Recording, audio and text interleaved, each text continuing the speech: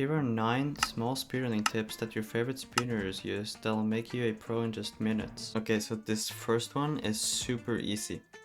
Anyone can do this, takes no practice, takes no setup. All you do is just click escape to go to your menu, click on options, click on music and sounds, and show subtitles. You can also edit the subtitles in the accessibility settings, and all this does is add a little subtitle for every action. This can also be really useful in fortresses when you try and find places and you're running around and you hear blaze crackles. Here's a really useful tip which involves your FOV. Basically, if you use something like 90 or like normal something, you can't see that much around you when you're running around. So if we turn it up, you can see much more, and this is basically using planar fog, which comes with the speedrunning build of Sodium, which will be linked down in the description. And if I move my head around, I can see much more in front of me. As you can see, if I look straight forward, I cannot see the fort. But if I just move my head, I can. This could be especially good if the bastion's over here, I'm running, and while I'm running I look around like that. I can see the fortress while I'm running this way. Okay, so the next strat, which is or like small time save, is inventory sorting. This can be done basically anywhere. So as you can see, we're at the forest waiting for places to spawn, and we can just like clear inventory, you know, move stuff around, craft stuff that needs to be crafted. It can be done in a bastion. It can be done anywhere where you have time, but also where you're not wasting time. This next one is crafting tips. Basically stuff that makes you better at crafting, faster at crafting, and it just improves. Instead of doing this to craft sticks, where you click like this or like this, you just hold with your right click and push down instead of doing it with your left click.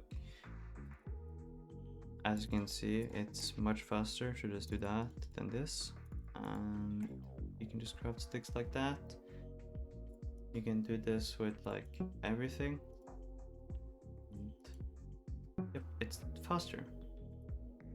And you shouldn't do this just to do it faster. If it's already set up like this, you can just take one and do that.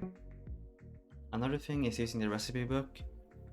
You can there's an icon right next to your crafting grid. You just click on it and, you know, show craftables so that there isn't a bunch of stuff that it's in the way. There is also a recipe book in your inventory by clicking like that, and you can just click on it to craft your explosives. This usually is made for crafting your explosives. Now, if you're using the English US language, if you want to go respawn anchors and beds really fast, just click on the search bar and type RE. For some reason, this will go to the top and you can just click to craft them. There's some different languages when there's different things. So I'll try and see if I can find some sort of list or chart with the different languages and different combinations. Another very useful tip is when you're in the fortress. This is the room which goes from the bad part of the fort to the good part of the fort. It's actually really simple to get to this room, to get to the good part of the fortress, because the reason you need to do this is because spawners cannot spawn in the bad part, but they can spawn in the good part. And the best way to do this is following the stairs. Now, why stairs? That's because I have no clue why, but basically follow stairs that go up. Obviously here it's obvious, it might be down sometimes, I haven't seen it before, but it might be, I do not know. But as you can see here, it's obvious that it isn't this way. But we went up the stairs here, we look around, no stairs, we look around more. But you might be confused why am I not going up these stairs. That's because, you know, they won't that they're not the stairs we're talking about, because this is like a different room with different type of stairs. And I found it, and there is no ways that you have to go up a bunch of stairs. As you can see here, I only have to go up one set of stairs. Okay, so another good strat to know, or good information to know, is bad gaps and good gaps in the stables bastion. So here we can see this is a bad gap because of this little cracked like blackstone brick or whatever. If this was like this, there would not be a bad gap. And basically what a bad gap is when there is a chest instead of gold blocks. And there's two gaps in stables, this one here and another one on this side. And there's two ways to check this side, is either if we go here, if this is open or there's netherrack here and not like this, that means that there's also a chest down here. Another way to check that is if you mine this block and there isn't a little pair of stairs down. As you can see, there is not a chest here because there is blackstone here, because this is a good gap.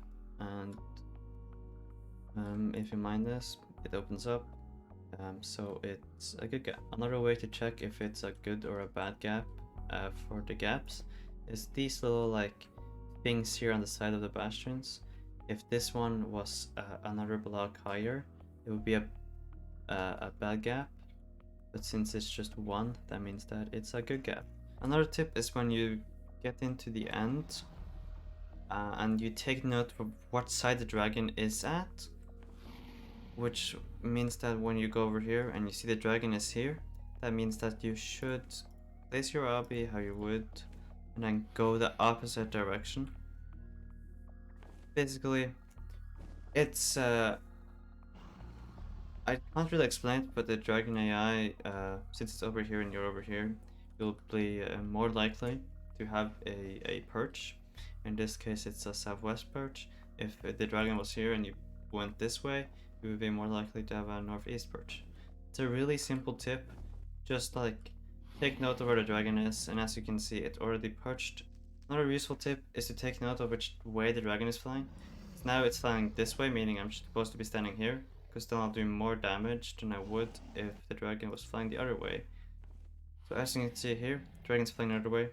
Now it's gonna be worse for me to one cycle than if I'm standing over here. Basically, when you're killing the dragon and it's on super low health, you can do this little thing called +1 to kill it faster than you would normally. So I'm gonna first do a normal one cycle without +1 and then do one cycle with +1.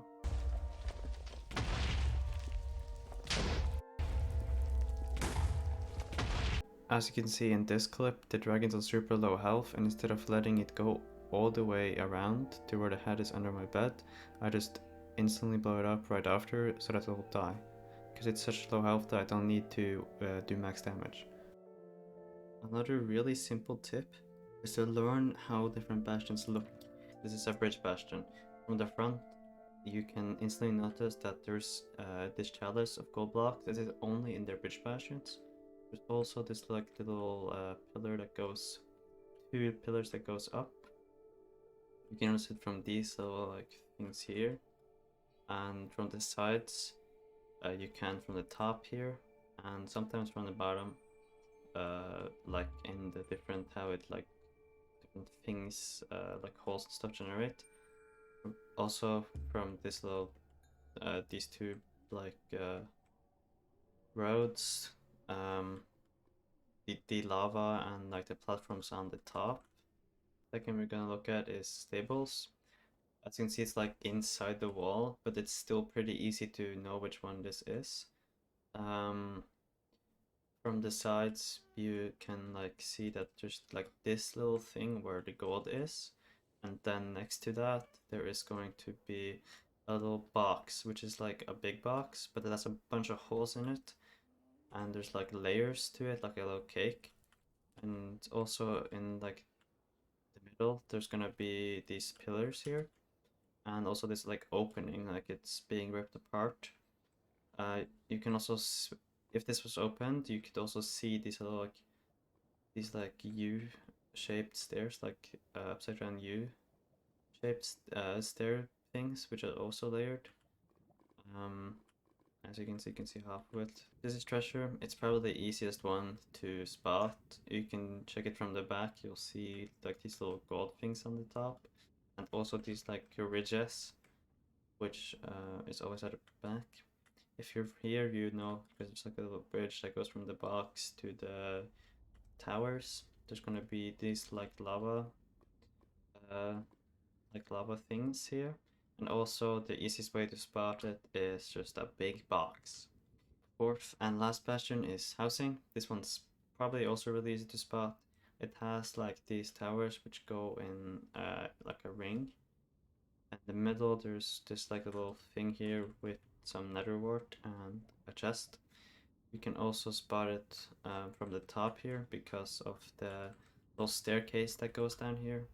And Stables also has this on the top, but when you come here, here is where the opening is for gold and not down here, so you can tell the difference.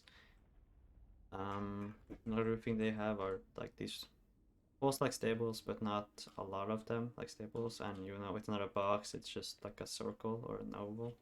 Hopefully you learned something new and will be using these in your runs. And if you did learn something new, remember to subscribe, like, and follow my Twitch because I do different speedruns on my Twitch channel. Yeah, this was kind of a different type of video than what I usually make. Less edited, just like chill and relaxed. If you want a full speedrunning guide on different complicated strats and all the stuff you need to know to speedrun, then let me know in the comments and I'll be sure to make one.